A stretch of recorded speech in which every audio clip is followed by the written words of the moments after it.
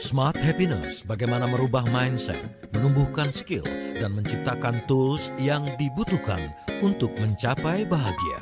Bersama Arfan Pradiansa. Jadi, apakah kalau kita benar-benar enjoy, benar bisa membawa kebahagiaan kan di dalam kehidupan kita ini? Dan di pagi hari ini, Smart Listeners, Tasya Rustama akan menemani Anda dalam program Smart Happiness. Kita akan berbincang mengenai how to enjoy life. Bersama dengan motivator nasional, Leadership and Happiness, Pak Arfan Pradiansyah. Selamat pagi, Pak Arfan. Selamat pagi, Tasya. Apa kabar hari ini? Alhamdulillah, baik. Pak Arfan, gimana kabar Pak Arfan kemarin ya? Liburan tanggal merah. Apakah menikmati? Gimana Pak Arfan? Ya, cukup menikmati ya. Saya jalan-jalan ke Bandung, ya, bersama keluarga, ya. Oke, luar biasa. Dan semoga juga Smart Listeners menikmati liburannya begitu ya Pak Arfan. Kayaknya juga udah nggak konsen nih untuk bekerja ataupun berbisnis. Karena udah mikirannya akhir tahun begitu kan, pergantian Iya. tahun. Namun sebelum kita berbincang seputar how to enjoy life, mungkin Pak Arfan bisa dibahas dulu lagu tadi yang membuka perjumpaan kita di pagi hari ini. Silakan Pak Arfan. Terima kasih banyak, Tasya. Jadi memang kita ambil topik yang santai ya pada hari ini. Topiknya sangat inspiring ya, dan mudah-mudahan bisa kita gunakan untuk menjadi inspirasi untuk meningkatkan kualitas hidup kita. Ya.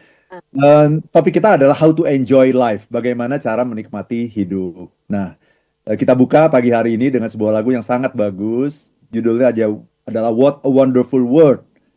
Lagu ini dinyanyikan oleh Louis Armstrong, ya, itu versi originalnya ya. Tetapi pada pagi hari ini untuk memberikan warna yang berbeda, kita putarkan dari Sarah Kruger, ya. Lagunya bagus sekali ya. Jadi coba kita simak syairnya ya. I see trees of green, red roses too. I see them bloom for me and you. Aku melihat pepohonan yang hijau, mawar yang merah. Aku melihat mereka merekah untukku dan untukmu. Ya. And I think to myself, what a wonderful world. Dan aku berpikir pada diriku sendiri, betapa indahnya dunia ini. Ya. Betapa ajaibnya dunia ini. I see skies of blue and clouds of white, the bright blessed day and the dark sacred night. Aku melihat langit biru dan awan-awan putih, hari yang terang dan terberkati, dan malam yang kelam dan sakral. And I think to myself, what a wonderful world. Dan aku berpikir pada diriku sendiri, ini benar-benar dunia yang luar biasa. The colors of the rainbow, so pretty in the sky, are also on the faces of people going by. Warna-warna pelangi, sangat indah di langit, juga di wajah-wajah orang yang berlalu lalang. I see friends shaking hands, saying, how do you do? Aku melihat teman yang saling berjabat tangan dan menyapa dengan bertanya, bagaimana kabarmu? But they are really saying, I love you. Tapi yang sebenarnya terucap adalah, aku menyayangimu. I hear babies cry, I watch them grow, but they learn much more than I'll ever know. And I thanks to myself, what a wonderful world. Aku mendengar bayi-bayi menangis. Aku melihat mereka tumbuh. Tapi mereka akan belajar lebih banyak dari hal-hal yang pernah aku tahu. Dan aku berpikir pada diriku sendiri, ini benar-benar dunia yang luar biasa. Itu. Luar biasa ya lagunya ya, Tasya ya. Luar biasa banget kalau misalnya kita dengarkan liriknya begitu ya Pak Arfan, dan membayangkan situasi yang penyanyi itu lihat begitu kan. Ya benar, what a wonderful world.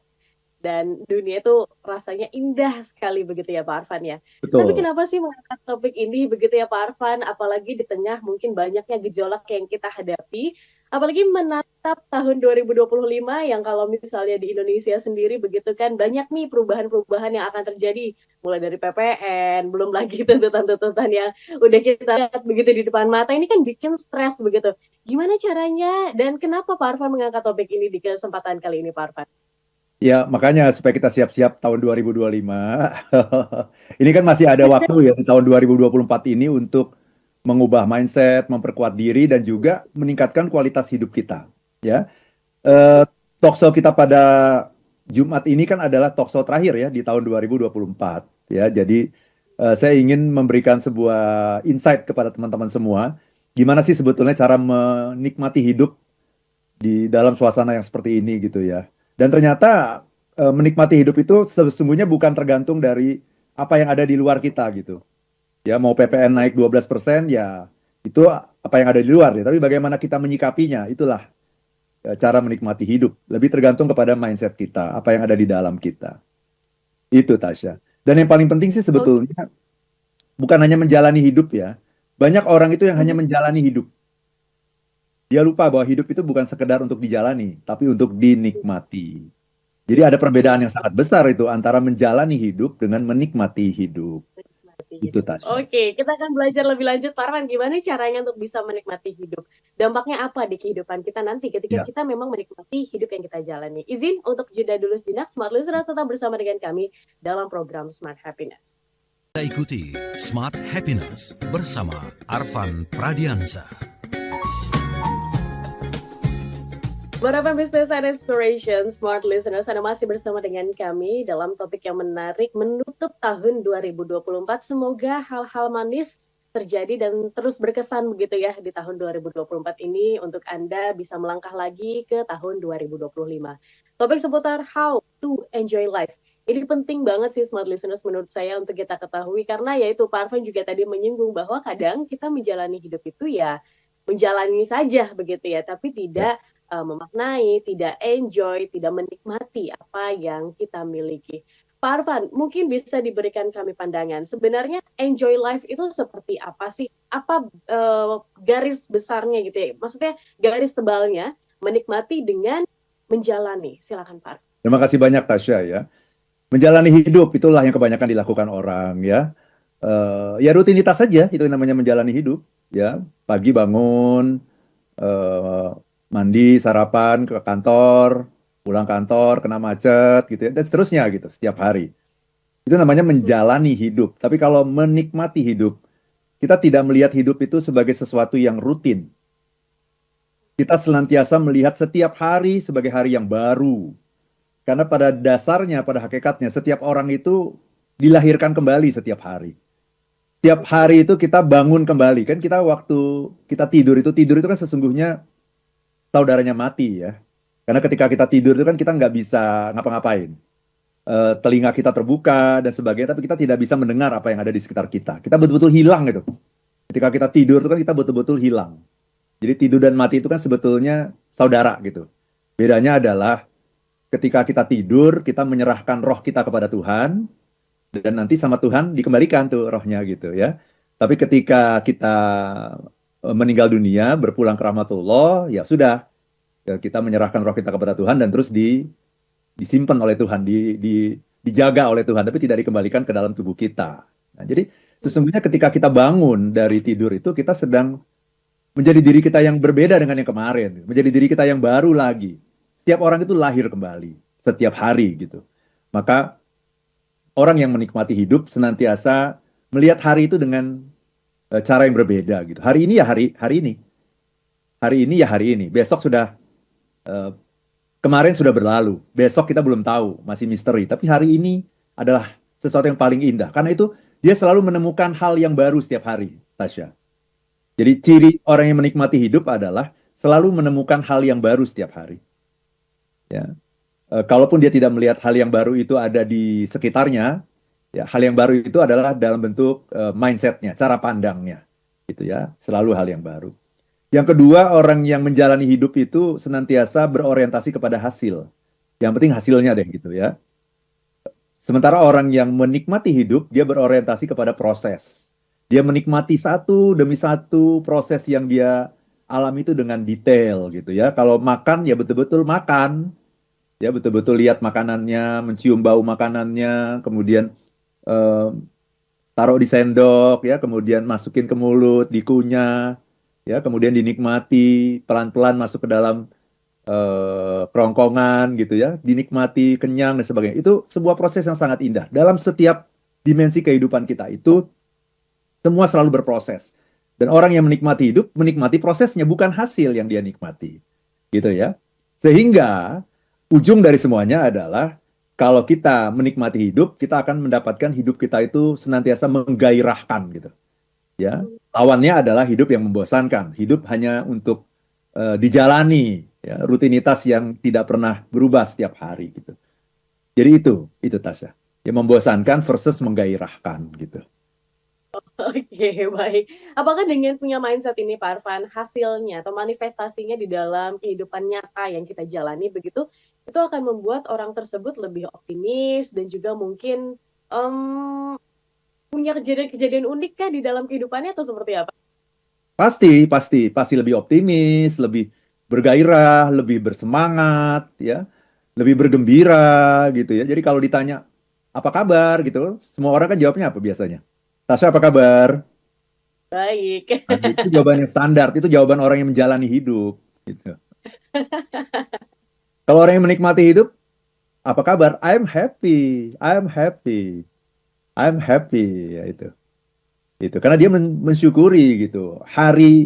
Keindahan hari itu adalah ketika kita sedang mengalaminya gitu. Ketika kita sedang menjalaninya gitu. Itu Tasya. Nah, nanti bagaimana cara supaya kita bisa enjoy life? Nanti ada 3 nanti caranya akan saya bagikan kepada teman-teman.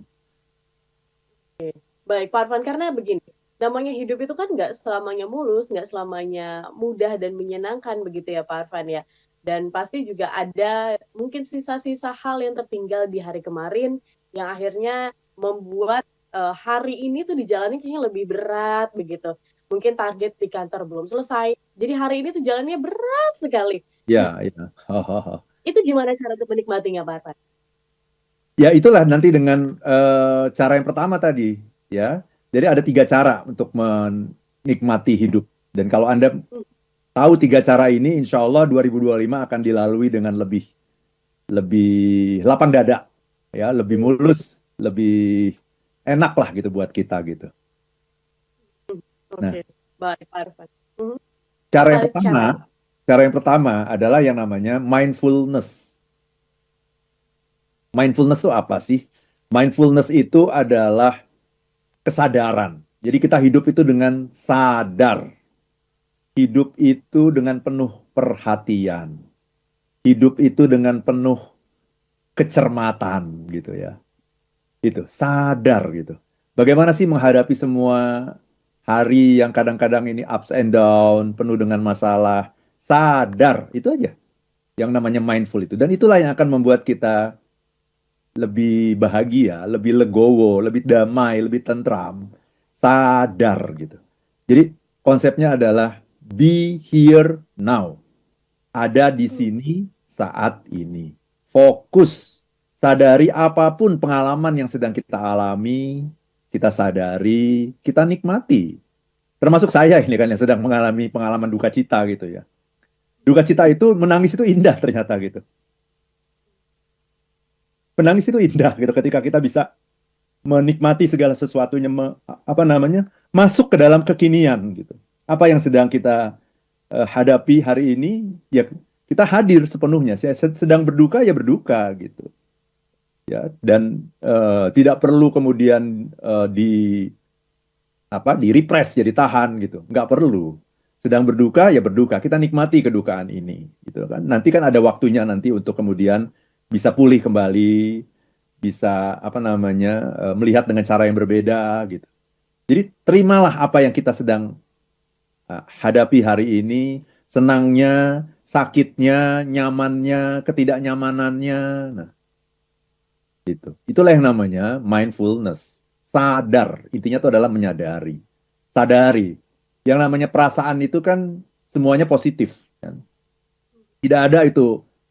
Seringkali kan orang bilang ada emosi positif, emosi negatif. Nggak ada itu. Semua emosi itu positif. Karena semua emosi itu sesungguhnya adalah cara alam ini berkomunikasi dengan kita gitu. Ada sebuah message, ada sebuah pesan yang ingin dititipkan melalui emosi-emosi yang kita alami dalam hidup ini. Ya udah nikmati semua. Nikmati semua. Terima semua. gitu ya. Hadir sepenuhnya dengan emosi yang saat ini sedang kita alami. Itu, Tasya. Baik. Berarti ketika perasaan mungkin di momen kita sedang jatuh begitu ya Pak Arfan, atau sedang sedih, sedang sulit begitu, pasti kan kita nih mekanisme tubuh akan apa ya, mau keluar gitu secepatnya dengan Iya, kondisi yang kita alami begitu ya Pak Arfan. Benar-benar. Tapi ini sementara ini bukan merupakan hal yang baik ya, karena ya yang namanya mindful, dengan konsep mindful kita harus menikmati dan harus sadar bahwa itu memang terjadi di kehidupan kita. Atau seperti apa sih contoh real nyatanya Pak Arfan? iya. Kalau kita mengalami situasi yang menurut kita kurang baik ya kita harus segera keluar dong. Iya. Jangan lama-lama di situ kan. Itu kan itu konsep kesuksesan namanya. Ketika kita mengalami situasi yang tidak kita inginkan, ya cari jalan keluar. Cari jalan keluar. Itu namanya rumus kesuksesan. Tapi rumus kebahagiaan, ya, dengan mengatakan seperti itu, having said that, ya, Anda harus cari jalan keluar, yes. Tapi having said that, ya sambil mencari jalan keluar, ya kita nikmati apa yang kita sedang alami hari ini. Kita nikmati dengan sesadar-sadarnya. Itu konsep mindfulness. Sesadar-sadarnya, ya udah nikmati aja. Tapi cari jalan keluar tetap, gitu. Jangan kemudian udah kita nikmati aja tapi nggak cari jalan keluar, itu juga salah, gitu ya. Cari jalan keluar tetap, tapi nikmati apa yang sedang kita rasakan hari ini, nikmati. Duka cita juga adalah bagian dari sebuah kenyataan hidup, gitu. Bagian dari yang namanya cinta. Karena Anda tidak mungkin berduka kalau Anda tidak mencintai. Nggak mungkin. Orang yang tidak mencintai itu tidak pernah akan merasakan berduka dia. Saya tidak pernah mencintai. Ya udah, kalau Anda tidak pernah mencintai, Anda tidak akan pernah merasakan apa yang namanya duka. Duka itu adalah sebuah privilege yang hanya bisa dirasakan oleh orang yang mencintai. Jadi ketika kita berduka, bukannya kemudian kita merepress gitu ya, apa namanya, menahan duka kita gitu, kemudian berpura-pura bahagia. Kalau saya sih tidak gitu. Ya, ketika saya sedang mengenang istri saya, ya ingin menangis ya menangis gitu, dan menikmati duka itu dalam waktu periode-periode ini gitu, masa-masa berkabung ini gitu. Saya menikmati duka itu gitu dengan segala bentuknya gitu dari kedukaan itu. Dan itu adalah sesungguhnya bagian dari mindfulness ketika kita masuk ke dalam kondisi kita hari ini, hadir sepenuhnya, be here now, sadar akan apa yang kita rasakan, kita pikirkan, kita katakan gitu. Dan kita selalu memberikan perhatian gitu kepada apapun yang sedang kita lakukan. Bukan berarti nggak cari jalan keluar, sekali lagi. Cari jalan keluar, kita harus hidup dengan lebih gembira gitu. Tetapi orang yang mindful itu ya sadar akan apa yang dia rasakan, menikmati yang sedang dia rasakan sebagai bagian dari perjalanan hidup gitu, Tasya. Baik. Mindsetnya apakah tepat Pak Arfan ketika menjalani mindful ini, bahwa this too shall pass, ini akan berlalu begitu Pak Arfan. By the time mungkin, apakah tepat mindset demikian ketika menjalani mindful ini? Saya izin untuk dijawab di sesi selanjutnya Pak Arfan. Terima kasih. Jeda dulu, smart listeners. Tetap bersama dengan kami dalam program Smart Happiness. Kita jeda sejenak dan satu commercial break berikut ini akan menemani.